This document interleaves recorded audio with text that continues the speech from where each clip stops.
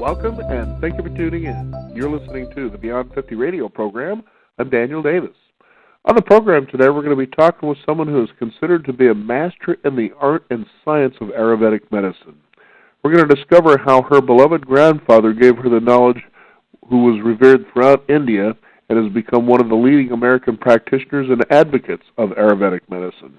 We're going to also discover such things as how lunar and solar rhythms impact our wellness, drinking cold beverages may be damaging to your constitution, and an Ayurvedic method of teeth cleaning using a twig actually works well or better than modern dental care practices.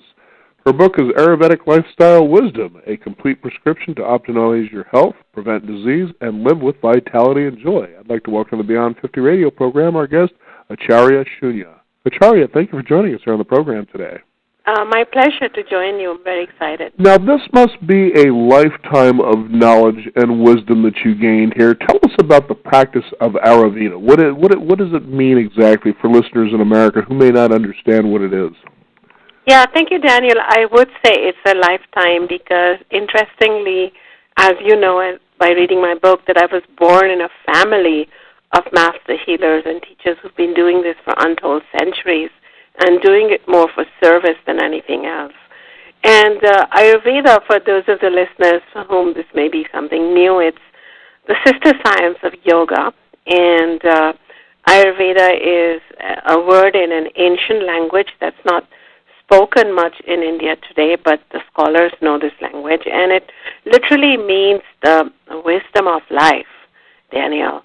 So it really teaches us how to embody a wisdom that inherently connects us to nature and a higher consciousness and ethical way of living. And the goal of all of this is not just temporary feel good, but actually it helps us become balanced, and it balances energies of body and mind within us, and it helps us manifest abiding health and well-being and happiness. So Ayurveda has been tried and tested for thousands of years, and in the last maybe 4 decades, it's been, traveling all over the world. So not only do I, have my own wisdom school that I founded in California, but I am, president of a California-wide association of Ayurvedic medicine. I am leading some of the education, initiatives in Ayurveda worldwide by participating in a 60-country consortium. So just this is in short for our listeners to know that though it's ancient, it's really out there and it's getting more and more known. Now, Ayurvedic medicine, or let's say even the way, is something that seems to be constituted around the balance of things. Is that how it works? I think so. I think that's the big word, and the word balance won't really create for a great infomercial or sell a whole bunch of products, or make a lot of money.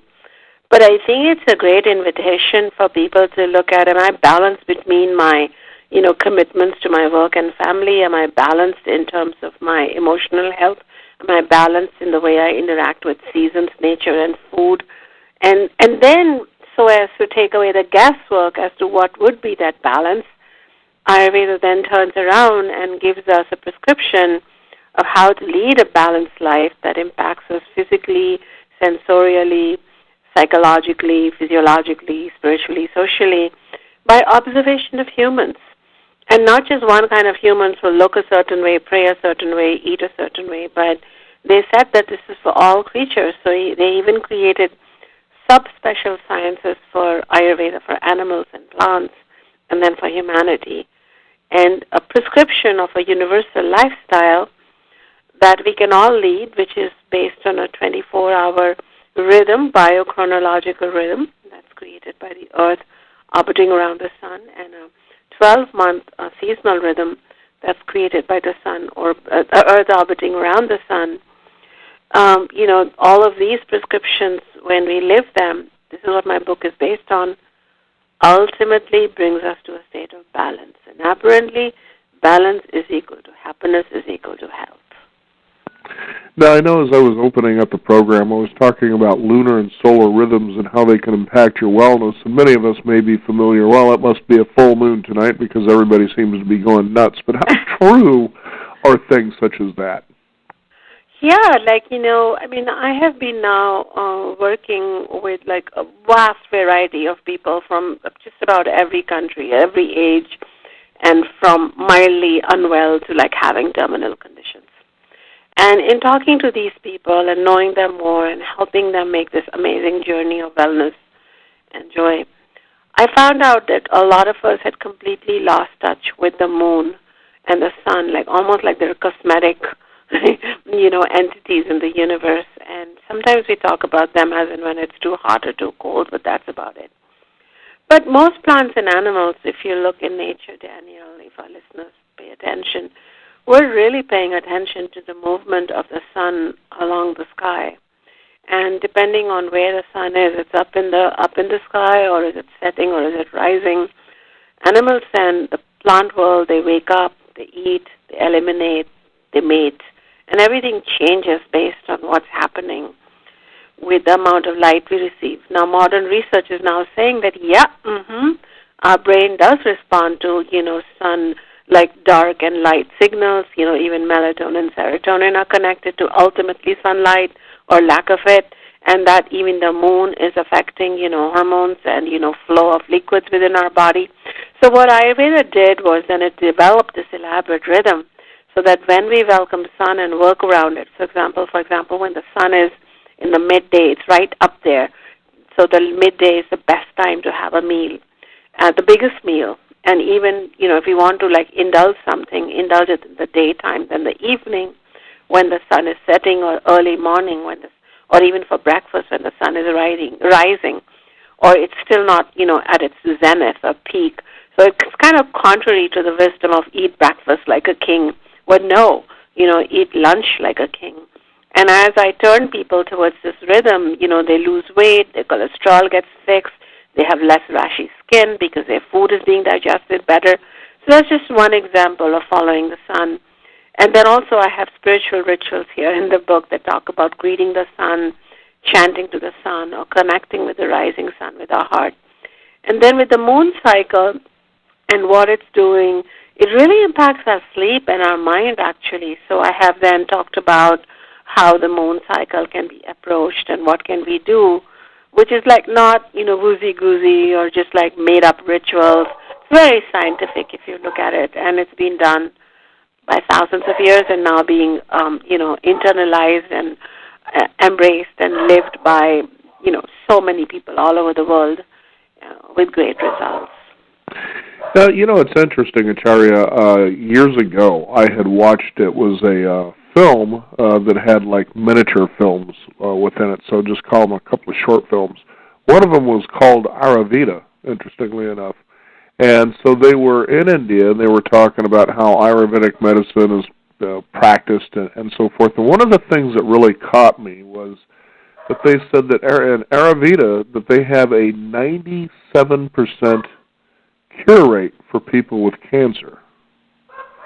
Yeah. Now, I thought that was pretty extreme to be able to make a claim like that. We're talking about, using Ayurvedic medicine to do that, but just maybe kind of suggest to the audience, if you will, the best way that you can, why something like that might be possible. I'm not sure about the 97% cure rate, and it's just, I don't know where the numbers came from, unless it came from Ayurvedic hospitals. We actually have Ayurvedic hospitals not only in India, but in the UK and Europe and Argentina and Brazil now, and America. So, at least clinics, but they are full-fledged hospitals in different countries now, which are even more open to, natural systems of medicine and are open to integrating wisdom or life wisdom from other nations. And sadly, America is a little behind, but catching up. But, unless this was coming from a hospital that was keeping records, I wouldn't know. But this I can tell you, and this I can tell you with all my confidence, because I grew up with a traditional master and I saw him at work. And with simple lifestyle changes or a few food changes, there's just herbs that grew next to the pond, the village pond, or in people's backyards. I saw, ulcers disappear, cancers heal, and, depression lift, just bottom line. And then in my own work, because first I thought, maybe because my teacher is so spiritually advanced, I mean, it was clear he was different. He was a yogi, a meditator, and he was all-knowing. And then also as a child or as a young woman, it just felt like, yeah, he can do this. But then, I am a woman who treads in both worlds, the ancient and the modern. I've been to both kinds of schools, the traditional and the modern. I've studied ancient and the modern Western science paradigms. And I was like, does this really work? Let me try this out. And that's what I've been doing for now decades in California through our own several clinic operations and charitable work and, working with the public here. And that is what we found again and again, that in spite of even terminal conditions, people started having unexpected improvement and, and also even remission. And then there were people who have grave diseases, and I've talked about those in my book, like ulcerative colitis, young 22-year-old who was on 18 prescription drugs, and within a year she got off of everything just by making 5 simple lifestyle changes, and one of them included 10 minutes of meditation, putting flowers in your room. I mean, what is this? But this is it. It gives such a well-being message to the mind, Daniel, that the body starts following suit. So I came across this conviction that, we can fight disease, we can even prevent disease, but there's just a disease thing that you're fearful about, or probably you can walk this ancient life-affirming wisdom and you can awaken health. And I think that's what's happening. So I would put it not under impossible. I would definitely put what you saw in the film as plausible. I just don't know about the numbers. Right, I can certainly understand that, and that's why I said, it certainly caught my eye, but the reason I thought, well, it's possible, it's because you're talking about balance, and the reason that we, from my understanding, that we get sick or get a disease, whatever it may be, is that somehow in our life there is something out of balance. And here was an interesting story. Some time ago I had interviewed a lady on Ayurvedic medicine. There's a practitioner actually here in Portland, Oregon that we know of.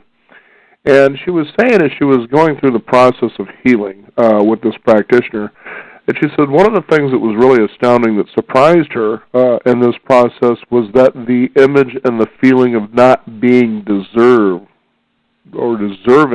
of good health, that I didn't deserve to be healthy and happy, came up, and she said that really surprised her the most, and that once she began to come to terms with that, that actually helped change things.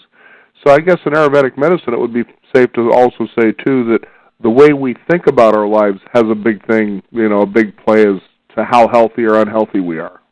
And this has become, the central point of leading-edge medicine about connecting the subject and the subject state of consciousness with even what the cells are doing or how the brain's, neural network is, connecting the whole new movement around, the phantom pain or the psychosomatic symptoms that we develop because we have deep-seated fears and pain and, not lack of self-worth.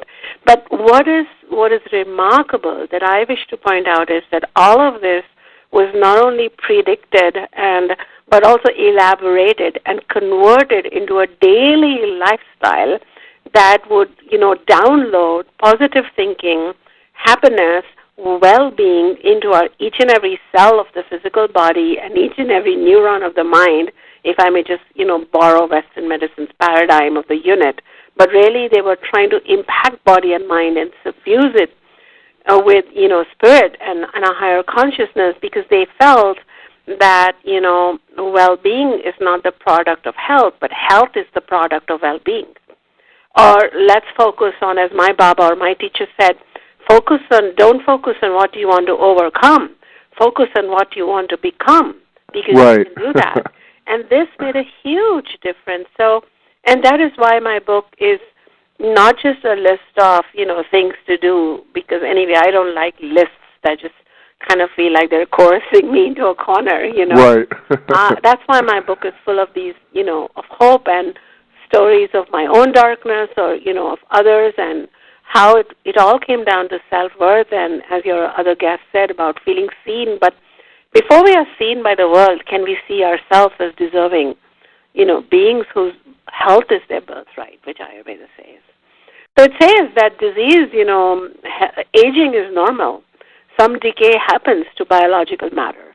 But disease and drama around that, that's optional. Right. And Daniel, I myself share in my book how, around 14, 15, I started having pain, and then by 19, I couldn't walk, and I needed a stick, and at that time, I was like I was having a teenage point to prove, and I was not following some of the lifestyle, and then, and my guru or great elders or ancestors, they don't push it on you, they don't scold you. They just cheerfully go about doing their own thing. And when my pain and inflammation increased beyond a point, Western medicine was giving me stomach pains, the painkillers that I insisted my father get for me. My grandfather once again said, why don't you just try this one thing, like applying oil to your body, sesame plus castor oil and a couple of other things that I've talked about in the book. And I just got better and better and better, and now I walk, now I run, and much later I found out that I have a genetic challenge. I have an autoimmune condition that puts people in wheelchairs. It, forces people to live on, very serious painkillers or multiple surgeries. So it's like I myself then awakened health at some other level, and later the whole science of epigenetics in the last decade and a research I've quoted in the book in a very prestigious journal in the United States was published, which it said that 30 men went through with low-grade prostate cancer, went through a research over 3 months of lifestyle immersion. And interestingly, 450-something of the cancer-causing genes got turned off, and 50 or 52, don't have the exact number, but it's in the book, their cancer-reducing genes got turned on. So apparently the lifestyle choices we make and the well-being that we experience even manipulates our genes. Then darn it, what are we so worried about? And just have a beautiful life and fill it with self-loving rituals that Ayurveda has been talking about. So, modern science is confirming with new words what Ayurveda has been saying and teaching and I've been experiencing. Now, I heard you mention something about massaging with oils daily before bath or shower has a profound health implications. Tell us why that is.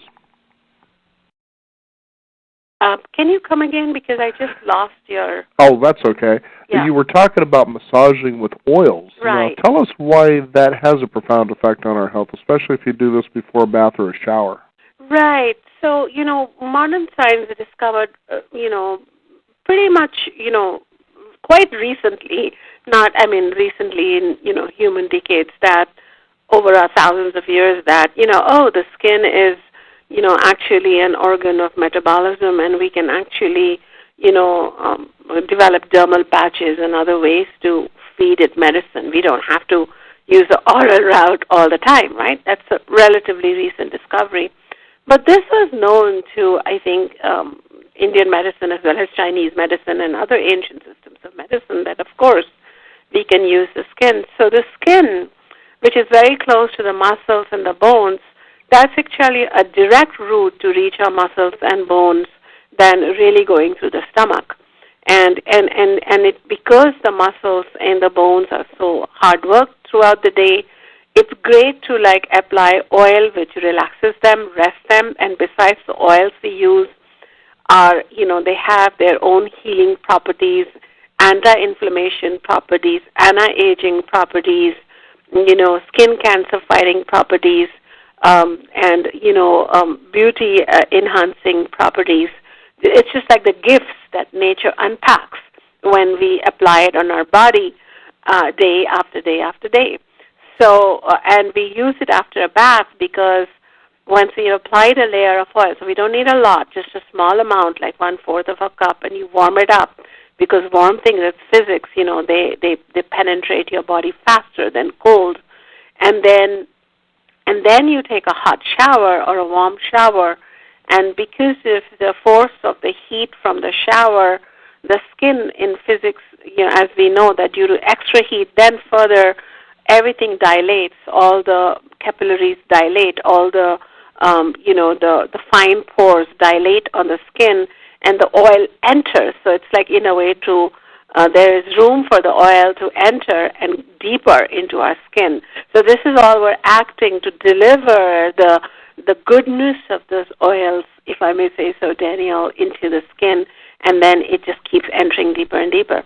And I will tell you that this oiling alone not only set me free, but I've shared the story of another person, Leanne Brady, who came to me in her mid-30s, beautiful, angelic face, but really sad eyes because she had been diagnosed with multiple sclerosis a year ago, and she had tremendous inflammation, pain, and sadness.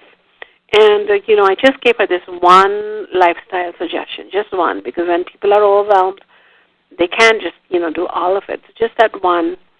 And, she ran with it. And then when she went, for a couple of months later, she went to her neurologist for a regular checkup. That person commented, like, what are you doing? Because your MS is, like, radically better. So, Leanne shared about Ayurveda lifestyle, some diet changes, and then this oiling.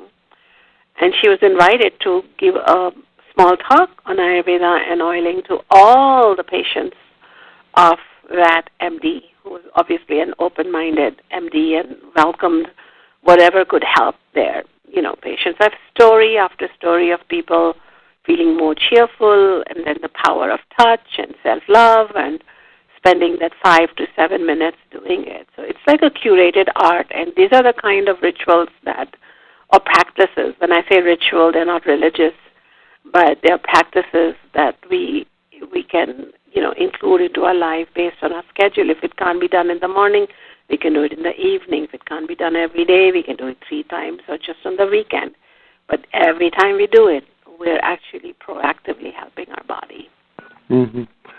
Fascinating stuff. I know years ago I was talking with somebody who was talking about a Taoist way of living, and I know when I was reading in your book about how drinking cold water and other iced beverages can be damaging to your, digestive or constitution, he was talking about if you're going to drink a liquid, especially if you're having a meal, make sure it's room temperature or warm. And I said, well, why was that? And he says, well, think about it. Cold water actually shuts down the pores, closes them up. Like when you go swimming in cold water, things like that. But tell us why that is. What is it about cold beverages? Well, it's once again physics. I use physics more than biology to explain the science of Ayurveda, and it's really simple. We need thermal energy. From all the types of energy, we need thermal energy, whether it's in, chemicals, whether it's from the sun, whether it's from the, borrowed on a stove, whether it's with hydrochloric acid and other enzymes. Ultimately, it comes back to thermal energy. That anybody would agree. And that's what we need to break down the food and metabolize the food more than anything else. And when we drown our own metabolism or that, so with gallons of ice cold water, of fluids, temperature likes to come back to a balance, and a lot of that, or equilibrium, and a lot of the thermal energy is spent in just dealing with the whole glass of iced fluid that we drank. So what happens is that we then compromise our digestion.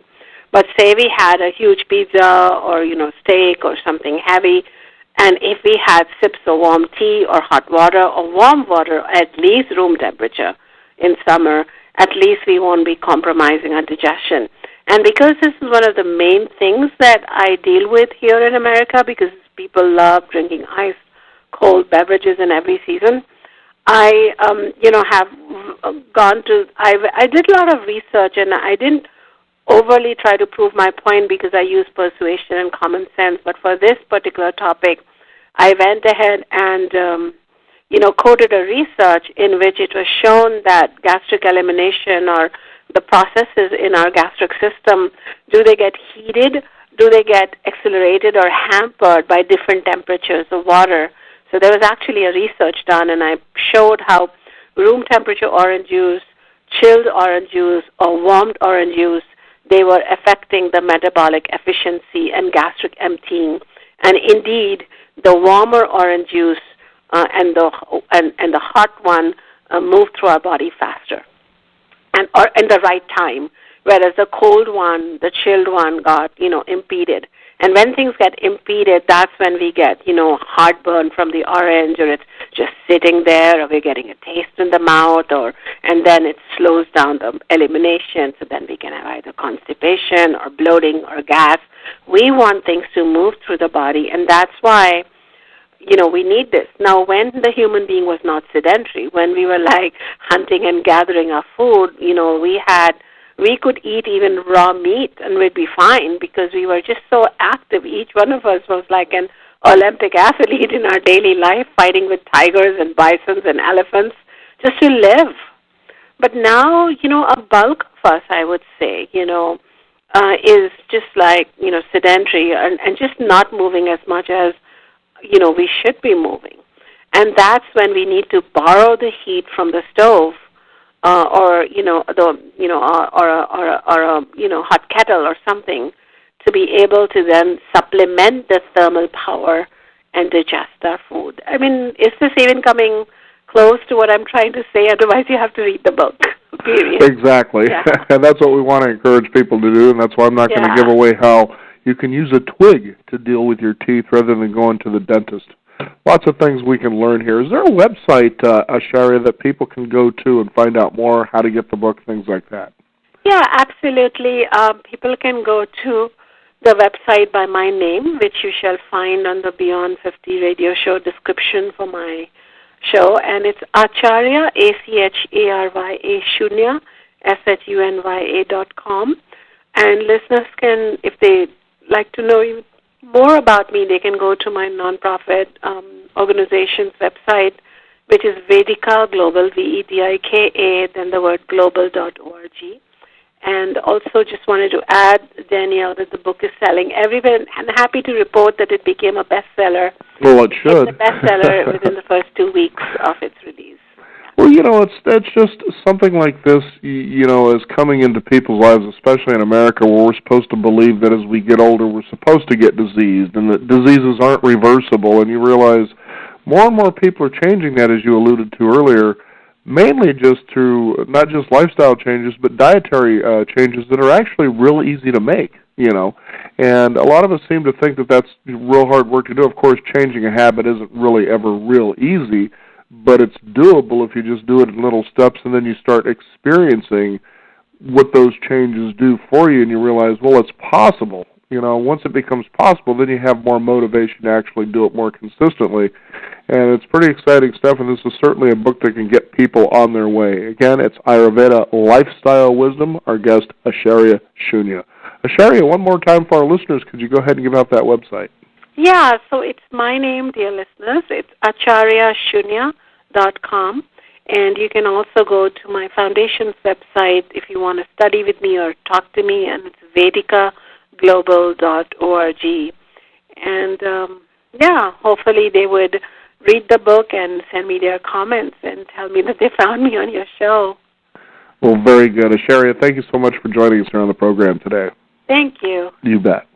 We want to thank you, the listeners out there, for tuning in. You can also discover more. Visit us at Beyond50Radio.com. That is the number 50. We encourage you to sign up for our weekly e-newsletter. And that way you can stay up to date on what's going on in the world of Beyond 50 as well as upcoming programs. I'm Daniel Davis. Thank you for tuning in. This is the Beyond 50 radio program. And remember, live your day past halfway.